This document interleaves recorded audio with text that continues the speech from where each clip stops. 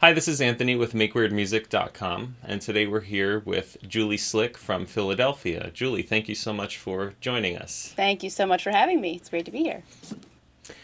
For anyone who might not know who you are, could you provide a brief introduction and talk about some of the projects with which you've been associated in recent years? Well, okay. So I'm Julie Slick from Philadelphia. I'm a bass player. Probably most known for my work with Adrian Belew and his power trio. I've been doing that for the last 10 years, very fortunately to have been doing that for the last 10 years. I've gotten to travel the world with him. And also through that have worked with the Crimson Project, which also featured Tony Levin and Pat Mastelotto, Marcus Reuter, who I know has been on your program, and of course Adrian and Tobias Ralph. And that's been for the last couple of years until the King decided to start touring again. And then, of course, I have my own projects, my solo albums, and also my recent creation, my band Echo Test, which I've been doing for the last 2 years with an Italian bass player, Marco Macara. That's cool. Yes. Can you tell us about Echo Test and some of the lesser-known projects that you have Philadelphia-based? Yeah, sure. Well, this isn't really Philadelphia-based. This is actually an interesting international project. Oh, okay. So Marco lives in Italy. We met at this music camp that Adrian, Pat, and Tony put on every year up near Woodstock, New York.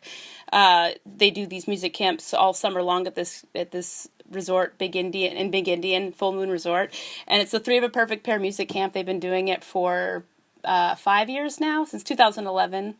There have been a couple of off years when we've had some other conflicts, but Marco and I met there in 2011, and so I knew he wasn't a total weirdo, but just weird enough in a good way, of course.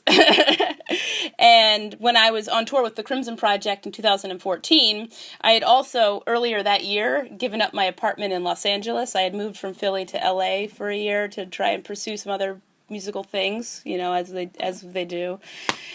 we do as artists, and so I got rid of the place because I was touring so much with Crimson Project. Thought, what a great opportunity! We're going to be in Europe. Let's do some shows. And so I made a status on Facebook, said, if anybody wants to play some music with me while I'm in Europe, I'd love to hang out after the tour, and maybe we can make some things happen. And of course, 2 bass players wrote to me right after that, Steve Lawson in England and Marco Macara in Italy. So I thought that was funny that 2 bass players contacted me to perform, not typical, you'd think like a drummer or band or, something, or even just to offer solo clinic or something like that. But no, these 2 bass players wanted to play as a duo, specifically. So I went to England and I played some lovely improvised music with Steve and did some recordings with him. And then I went to Italy, and I really didn't know Marco that well at all. I just met him at the camp, and that was pretty much it. And we had a MySpace conversation in like 2007 when I first joined Adrian's band. That was pretty much it. But, an excuse to go to Italy. Why wouldn't I take that opportunity? So, I just went on a whim, and Marco booked the 2 dates, and I wasn't really expecting to keep the project going after that week that we booked, but we started just writing songs somehow right off the bat. Like, as soon as we plugged in our pedals, it was like this instant magic, and so we kept with the momentum, and we finished a record like 8 weeks later, and so we've just been going with that momentum ever since. And for people who have not heard the music, how would you characterize it? Well, Marco, I asked Marco this the other day because we were asked, to describe our music in 3 words, and he said futuristic, artistic, and bold. And I kind of agree with that. I mean, it's very cinematic, and it's unexpected. Like, you think, oh, it's a bass duo, it's going to sound, you're going to have a certain idea of what it's going to sound like, but I really think it defies what you'd expect, because we use a lot of effects, and it's a lot about the tone and the structure of the sound. So it's like taking the idea of like, these Frippian soundscapes and, this Eno quality, but then this heavy groove coming from the fact that we're both bass players, So I think it marries those two in a very unique way. I love how I've heard some of your music, and I love how there's like layered electronic beats and delays and reverbs, and it sounds like you play guitar on the bass, or maybe I wasn't quite sure. You might have had a 6-string bass that looked like a guitar or something like that. So when Marco and I first started playing, it was very evident to me that I'd be playing more on my 6-string bass because he plays a 5-string. So he's got that low B, to get technical, and on my 6-string, well, a lot of people think it's a guitar because it's a bass 6. So I have 2 high strings on that beast of a beautiful instrument. So I have a high B and a high E. So I have these extra high notes. Marco has that extra low note. So we have our separation and tonality there in spectrum, but then we also have the slew of pedals, and the longer and Marco have been working together, the more and more I've sort of been influencing him and, getting him some pedals that are very similar to mine. Like, we both have these Eventide each 9 pedals now, and I love the way they interlock together, basically because when we would start recording, and that's another part I was going to get into, when we record, sometimes we are together, and sometimes I'd plug him through my pedal board, so it became a necessity for him to have some of the same pieces that I have so that we could sort of work these ideas together with some of these harmonizing things that we have going on. And then also I have a MIDI pickup on my bass, so I can make it sound like I put it through a Roland VB99, and that I can access another array of tones. I can make it sound like a Strat or a Les Paul or an organ or different synthesizers.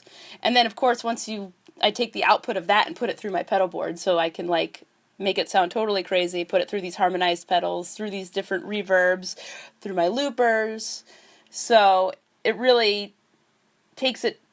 That's another reason why I'm saying, you listen to the music and you don't necessarily think, oh, this is coming from just 2 basses. That's really something, because so far the 2 albums that we have out are pretty much just strictly bass and a little bit of programming, and except for the one song, The Drift, had some guitar on it because it was a song that I wrote before Marco and I started working together. And also there's some violin tracks on some of the stuff and viola tracks. But other than that, everything you hear is bass and the programmed drums.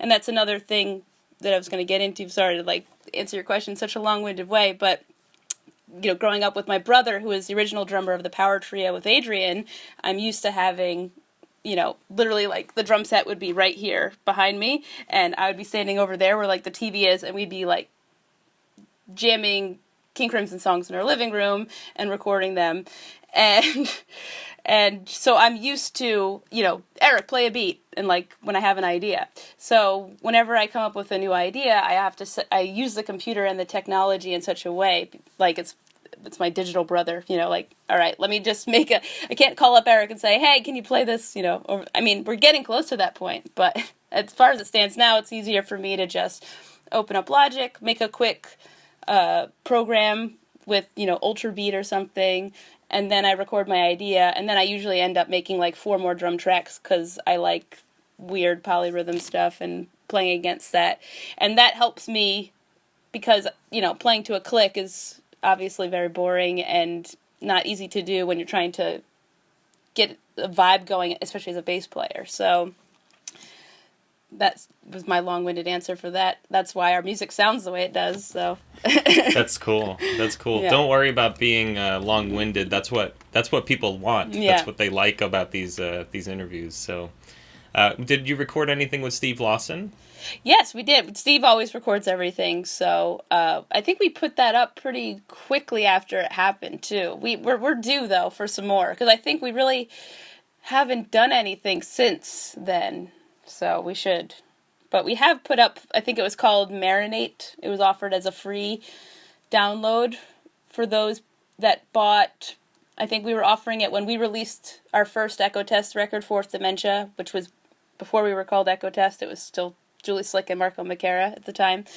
And then Steve had released, I'm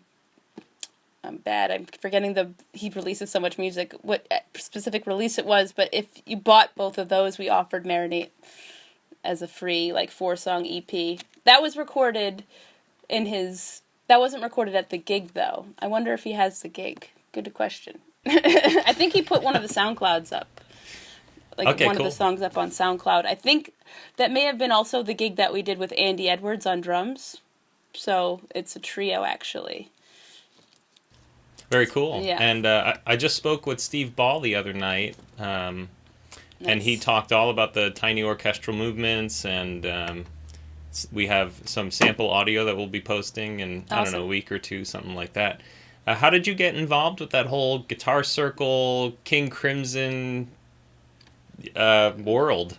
Okay, well, the King Crimson world, that's another, I mean, that was getting involved with Adrian, that's a whole other thing. That was through the Paul Green School of Rock. You know, I was a student of Paul Green's, starting back in 1998, like basically the year that he founded the school. And I saw it grow from like this guy's apartment to an actual brick and mortar school to another school, another school, another school, another school, a movie. Adrian's coming to do tours. All of a sudden, I'm in Adrian's band. That's pretty much how it happened. It was pretty insane. Like, I discovered him and was buying microphones because he was endorsing them and playing bass and like wanting a Stingray because of Tony Levin, and my brother was buying a Sonar because he wanted what Danny Carey's drums were like, and then we ended up working with Danny down the line. It's just like mind-boggling. But the Seattle thing, that was just another Facebook connection. You have to give it to Facebook. I mean, I actually made a status that was a little negative, and I don't normally try to avoid doing those sorts of things, but I was just expressing my frustration with like self-management and having to like wear so many hats and how exhausting it can be. And Steve took note of that, and I was actually going to delete the posts. It's a good thing I didn't. He saw it, and he saw an opportunity because he was planning this tiny orchestral moment session and gig, I guess, for a year, and I didn't know about it at all. And it was like the weekend before I made this update on Facebook, and he contacted me the weekend before with an emergency that his bass player Amy was going to have to fly out for a gig in Turkey. So he needed a replacement quickly and saw my post and just figured, why the heck not reach out and see if I'm available. And I wasn't really, because I was really stressed working on the I'd play with this Talking Heads tribute band, Start Making Sense, and we did this recreation of the film Stop Making Sense, like to a T. Like, I had to do all of Tina's mannerisms and dance moves, and I had to sing Genius of Love, which was insane. So I really saw this was a great opportunity to go to Seattle and procrastinate and connect with amazing musicians, and so I wouldn't have to practice the crab dance.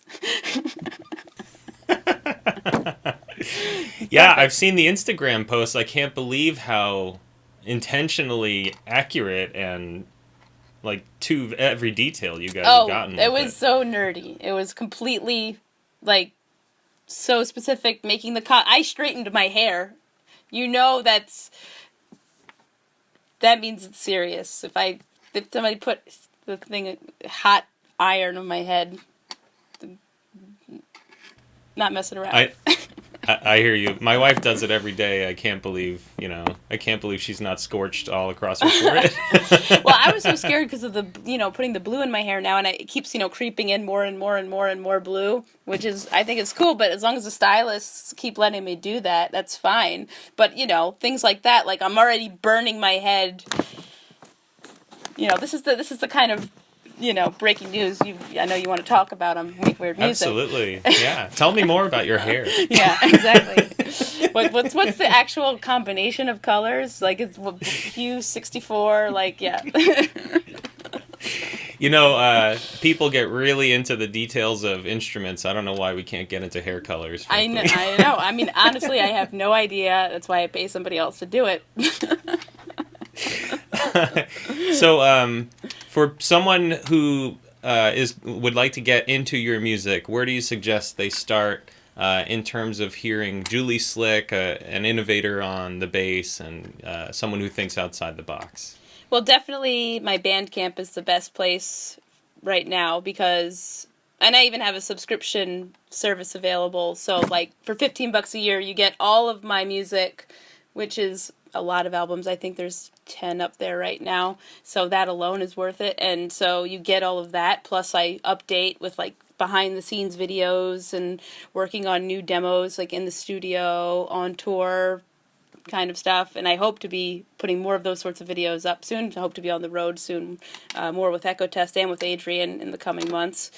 And that's really the best place would be the Bandcamp. And there's, of course, you can stream stuff and check it out as well. And you can also stream stuff. There are a few things on Spotify, but I don't really recommend that people go there, of course. But like maybe an album or two or a few songs to note? Sure. The latest Echo Test record, Le Fil Rouge, I would check out a song called The Drift on that. Is the one that actually does have guitar.